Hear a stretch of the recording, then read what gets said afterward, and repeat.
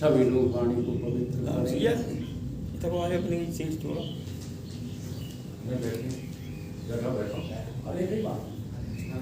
भजवन नारायण नारायण हरि हरि, भजवन नारायण नारायण हरि हरि, भजवन नारायण नारायण हरि हरि, भजवन नारायण नारायण हरि हरि, श्रीमन नारायण नारायण हरि हरि, श्रीमन नारायण नारायण हरि हरि, भजवन नारायण नारायण हरि हरि, भजवन नारायण नारायण हरि हरि, भजवन नारायण नारायण हरि हरि, भजवन नारायण नारायण हरि हरि, श्रीमन नारायण नारायण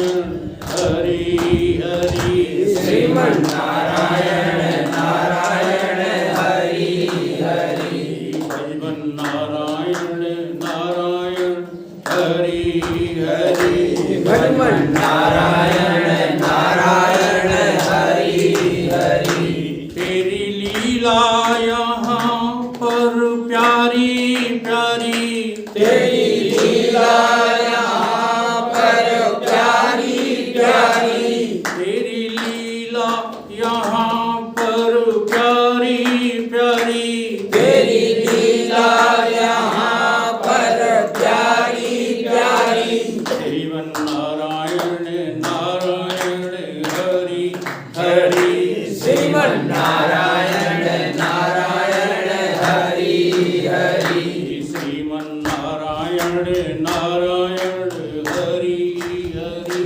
श्रीमन नारायण नारायण हरि हरि, भजवन नारायण नारायण हरि हरि, भगवन नारायण नारायण हरि हरि,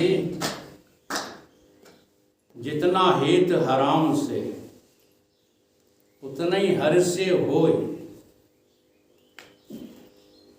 जितना हेत अब किससे है अपना हेत, आराम से।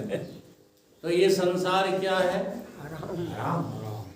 अब इस संसार को जो हरामी नहीं समझते, हराम नहीं समझते, वो भगवान का भजन क्यों करेंगे, चाहे जितने प्रवचन कर।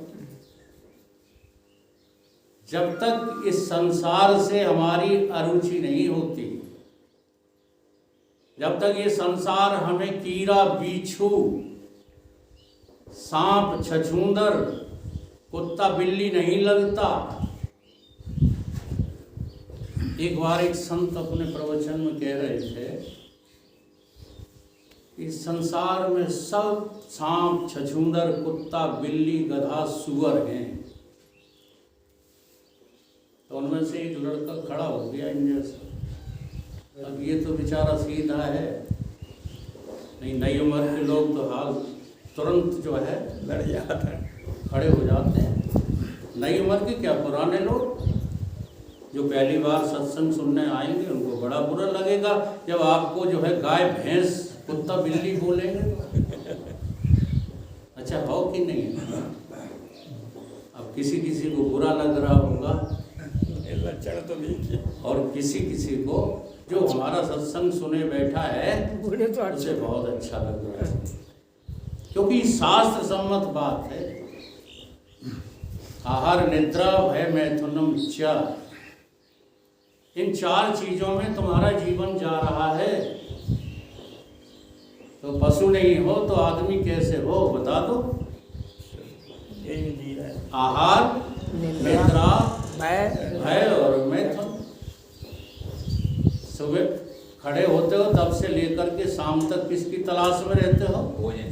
भोजन की तलाश। मैं ये नहीं कहता हूं कि भोजन करना बंद कर दो, परंतु भोजन के लिए तुम सारा समय बर्बाद करते हो, ये कोई समझदारी की बात नहीं है। नाम लेते हो कि पापी पेट का सवाल है, तुम्हारे पेट में, हमारे पेट में तो 2-4 रोटी और दाल की जरूरत है। इससे अधिक जो तुम कमाने की सोचते हो वो क्या पशुता नहीं है? जबकि पशु इतना जो है प्राकृतिक होता है कि एक बार वो अपनी सानी खाकर के तृप्त हो जाए तो दोबारा उसकी तरफ मुंह भी नहीं करता। लेकिन ये मनुष्य सब खा करके ही मरते। भूखा कोई मरा नहीं मनुष्य आज तक। चैलेंज है इस बात का। आज तक जब से सृष्टि बनी है और आज तक कोई मनुष्य की कह रहा हूं, भूखा नहीं मरा।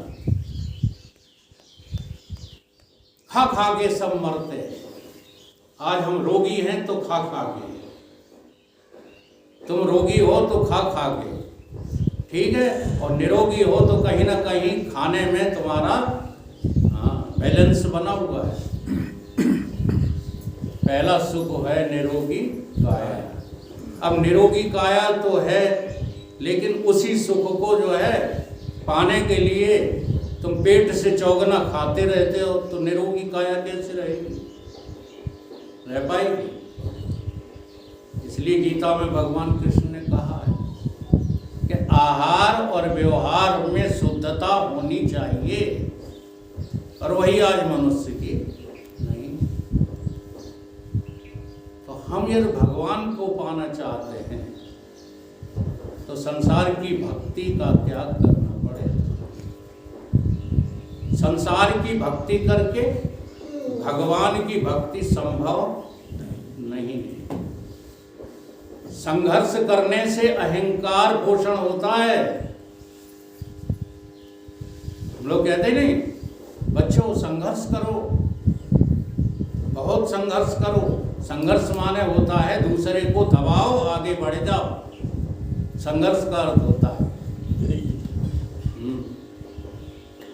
और भक्ति होती है समर्पण।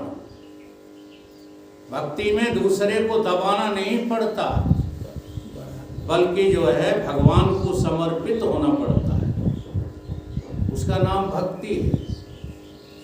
अगर तुम भगवान के भक्त होना चाहते हो तो समर्पण की भाषा सीखो, समर्पण का आचरण सीखो।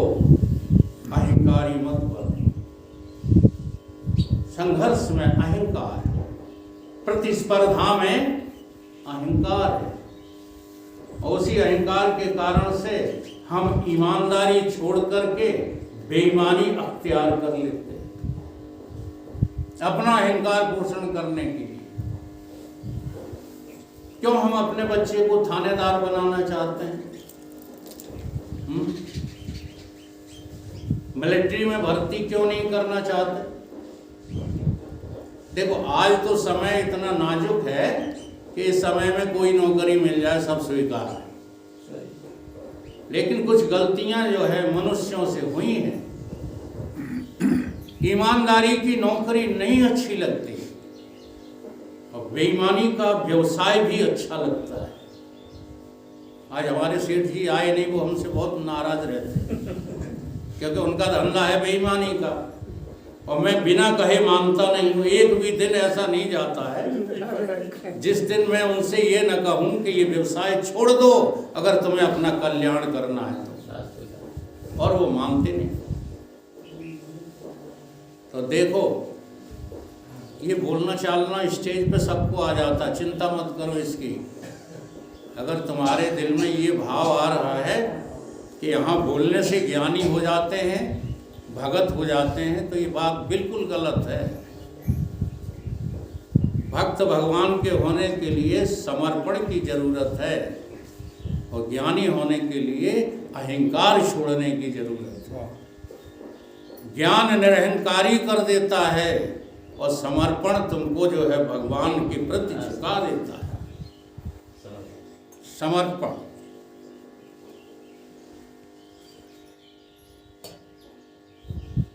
एक नदी का नाम सुना होगा,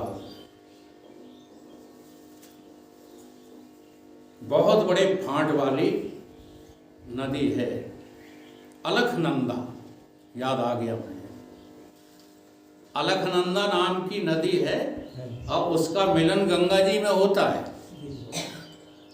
फौजी लोगों ने देखी होगी वो नदी, अपन ने तो सुनी है, देखो देखी नहीं है। बद्रीनाथ से निकली। हाँ जी। तो उस नदी का जो है दृश्य बताते हैं कि बहुत बड़ा फांट लेके चलती है, परंतु जब गंगा जी में उतरती है तो उसका फांट जो है एक नाली के बराबर रह जाता है। ऐसा मैंने पुस्तकों में पढ़ा है, देखा नहीं। जिन्होंने देखा है वो समर्थन कर सकते हैं। तो इसका क्या अर्थ हुआ? विराट फांट वाली अलखनंदा भी छोड़ के समर्पण हो जाए। जब जो है गंगा जी में मिलने चलती है तो क्या करते हैं? समर्पण कर देती है। ठीक है, तो समर्पण नहीं कर रहे हो भगवान को और बड़ी बड़ी बातें कर रहे हो। ये घर गृहस्थी तुम चलाने वाले होते कौन? परंतु तुम्हें ये घमंड बना ही रहता है कि हम नहीं होंगे तो घर कैसे चलेगा। इस अभिमान से रहित हो जाओ। तुम्हें कहीं कोई जो है कपड़े उतार के नहीं फेंकना। मैं सच बताऊं, ये कपड़े तो मैं आप लोगों की श्रद्धा के लिए पहन लेता हूं, क्योंकि मैं देखता हूं जब मैं इसको धारण कर लेता हूं तो कुछ लोगों की श्रद्धा कुछ ज्यादा ही बढ़ जाती है। मेरे जो है समझाने से श्रद्धा नहीं बढ़ी लोगों की, लेकिन कपड़ों से, भेष से तुरंत श्रद्धा हो जाती है। तो किसी को जो है अपनी ओर आकृष्ट करना है तो ये कपड़े बदल लो, लेकिन अपना कल्याण करना है तो तुम जहां हो वहीं भगवान को समर्पित हो जाओ। घर गृहस्थी के कामों को छोड़ने की जरूरत नहीं है। किनको छोड़ने की जरूरत नहीं है? जो भगवान को जो है चाहते हैं, जो भगवान से प्रेम करना चाहते हैं उन्हें। लेकिन जो 60 वर्ष के हो गए हैं, माताएं हों या पुरुष हों, उन्हें तो जो है 24 घंटे का सत्संग ही करना चाहिए। सत्संग के अलावा गृहस्थी का कोई कार्य अब तुम्हें नर्क में ही ले जाएगा। सारे कार्यों को, अच्छा हम ही कह रहे हैं कि संत भी कह रहे हैं, सब तज भजन करो दिन राती। हम थोड़ी कह रहे हैं, आपके संतों ने, आपके ग्रंथों ने कहा है। ये 60 वर्ष की आयु पर इसलिए जो है सब कुछ त्यागना बताया गया है, क्योंकि धर्मशास्त्र के अनुसार आयु की, मनुष्य की आयु का विभाजन है। पहले क्या करे? पहली आयु में क्या करे? विद्या अर्जन करे। और दूसरी आयु, विद्या अर्जन की उम्र है 25 वर्ष तक। मनुष्य की आयु 100 वर्ष है कलयुग में, और वो ज्यादा जी जाते हैं। उन्हें तुम द्वापर के ही समझो या सतयुग के ही समझो, वो कलयुगी है नहीं। ठीक है, 100 तो ज्यादा चले हैं। हाँ, उनको तुम सतयुगी ही समझो। लेकिन 100 वर्ष की पक्की आयु है, तो 100 वर्ष 4 भागों में विभाजित करो। प्रथमा न अर्जते विद्या, द्वितीय न अर्जते धनम। 25 साल से लेकर के और 50 वर्ष तक आपको धन अर्जित करने का ईमानदारी से शास्त्र की सम्मति है। बेईमानी नहीं, हाँ, बुरा नहीं मानना, दूध में पानी नहीं, हाँ, घी में डालडा नहीं, तेल और घी मिलाकर मत बेचो। शुद्ध तेल बेचो, कोई बात नहीं। शुद्ध दूध बेचो, घी बेचो, कोई बात नहीं। धंधा करने में ईमानदारी से कोई मनाही नहीं है, क्योंकि रोटी की खातिर धन का अर्जन आवश्यक ही है कलयुग में। इसलिए धंधा करना, नौकरी करना, चाकरी करना ये मना नहीं है, लेकिन उसकी भी आयु देखिए, समय देखिए। ये बड़े बड़ी बातें करने वाले घर एक दिन के लिए, देखो आज कितने लोग नहीं आए हमारे मंडल के। हम भटवानपुरा वालों से नहीं कह रहे, नहीं बुरा मान जाओ, हमारे मंडल के हाँ यानी कितने द्वाज नहीं आए, वो तो बहुत बड़ा नकलची है। तमाम द्वाज नहीं आया, क्यों? घर गृहस्थी के काम पड़े हैं, 70 साल के हो गए, अभी भी घर गृहस्थी के काम से अगाने नहीं है। तो जब तक तुमको जो है इसमें अनासक्ति नहीं होगी, तब तक प्रभु के प्रति समर्पण, और समर्पण भी होगा वो कैसा? विवेकपूर्ण ढंग से। कहीं जो है आपको कोई तकलीफ नहीं होगी। एक गांव में सूफी संत रहते थे, सूफी संतों का गांव था, मुसलमान होता। हाँ, वहाँ पर गुरु नानक देव हमारे सिख गुरु है ना, वो पहुँच गए। तो उन्होंने खबर भेजी कि हम भी आप लोगों में शामिल रहना चाहते हैं। तो देखो उधर से सूफी संत का जो अध्यक्ष था, उसने एक कटोरा, बहुत बड़ा बेला होता था पहले कटोरा, बड़े बड़े दूध भर के भेज दिया। और लाने वाला मजदूर इतनी सावधानी से लाया कि अगर थोड़ा सा भी हिल जाता तो दूध फैल जाता। 4-6 बूंद तो टपक ही जाता, लेकिन उसने टपकने नहीं दिया।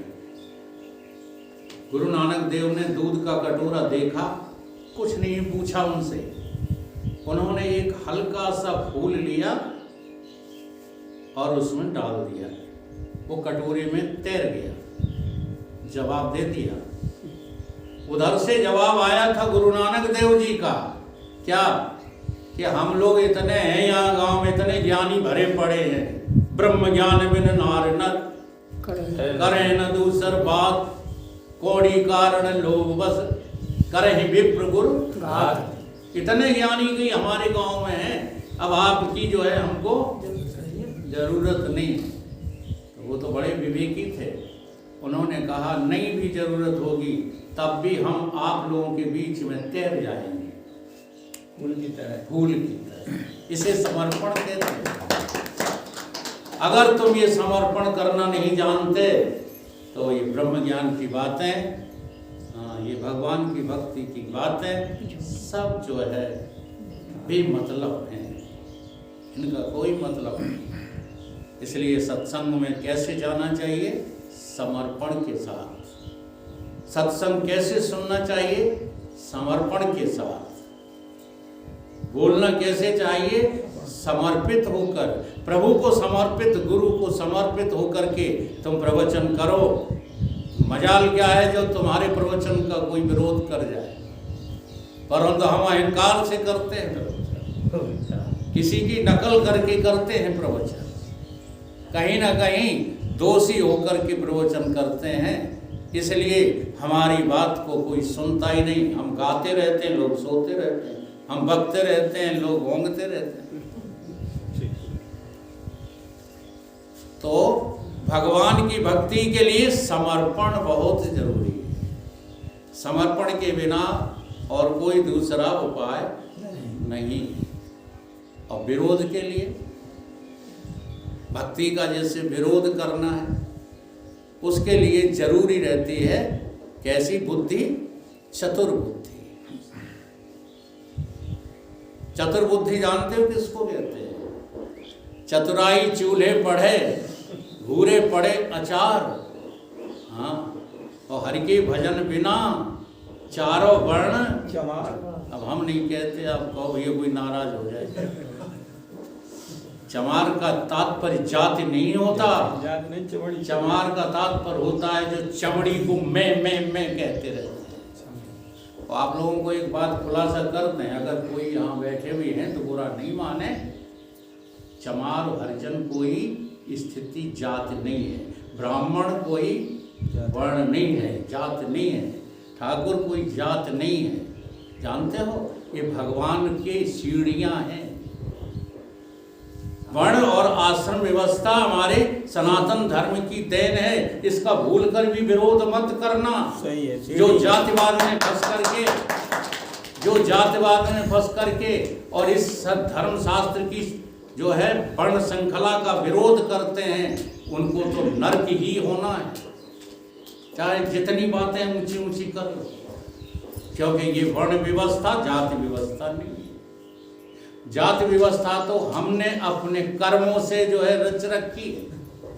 जी हाँ, जन्म से कोई भी ऊंच या नीच नहीं होता, जो भी होता है अपने कर्मों से ऊंच या नीच होता है। अगर जन्मों से कोई ऊंच नीच होता तो हमारे रैदास बाबा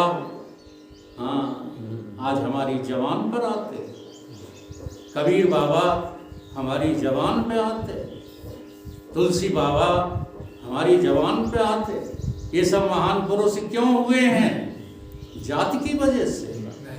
आज इस जातिवाद ने हम लोगों का कचड़ा बना दिया है, हम लोगों के प्रेम को खत्म कर दिया है। जहाँ देखो वहाँ जातिवाद, जहाँ देखो वहाँ जातिवाद, समझते बूझते कुछ है नहीं। अपने अपने जो है निराधिकृत अधिकारों को लिए लड़ना चाहते। क्यों तुम गवर्नमेंट से लड़ते हो? तुम गवर्नमेंट के यहाँ चाकरी करने के लिए भगवान ने नहीं भेजे, तुम आए हो यहाँ मुक्ति पाने के लिए, तुम यहाँ आए हो भगवान को पाने के लिए। अब भगवान को पाने की तो इच्छा छोड़ दी, कहाँ लग गए जो है चाकरी में लग गए। हमारे बुजुर्गों ने एक बहुत अच्छा शब्द कहा है, चाकरी नौकरी तो क्यों करें। यानी जब तुम्हारी बुद्धि बिल्कुल खराब हो जाती है तब तुम्हें संसार की चाकरी करना अच्छा लगता है, और बुद्धि में यदि निपुणता हो तो संसार की चाकरी की जरूरत कहाँ है। जिसने पैदा जो चोंच देता है वो चुना भी देता है। हम उसके साक्षात प्रमाण हैं। जी हाँ, मेरी जिंदगी में कलेश थे, देखो तारीफ नहीं कर रहा हूँ, बल्कि इसलिए बता रहा हूँ कि आप लोग भी इसी प्रक्रिया से सुलझ सकते हो। मेरी जिंदगी में कलेश थे, हाँ, जब से पैदा हुआ हूँ तब से कलेश हैं, और जब तक शरीर छूट नहीं जाएगा ये कलेश छूटेंगे नहीं। अगर इनसे बच के चलना है तो सतगुरु की शरण आओ, तो सत्संग में भाग लो, भगवान की भक्ति करो, नहीं तो बड़ा मुश्किल है। इसके विरोध करने वाली चतुराई वाली बुद्धियां बहुत है। एक जो है गुरु भक्त थे, बात याद आ जाती है तो कहने की इच्छा हो आती है। बहुत अच्छे गुरु भक्त थे, गुरु के लिए जीवित थे, गुरु के लिए मरते थे, गुरु के लिए करते थे। जो कुछ उनका जो स्टेप था वो अपने सदगुरु के लिए था, और उन्हें स्त्री मिल गई करकसा। अब देखो कीर बेर का जब संग नहीं होता तो कैसी जो है विपत्तियां आती हैं।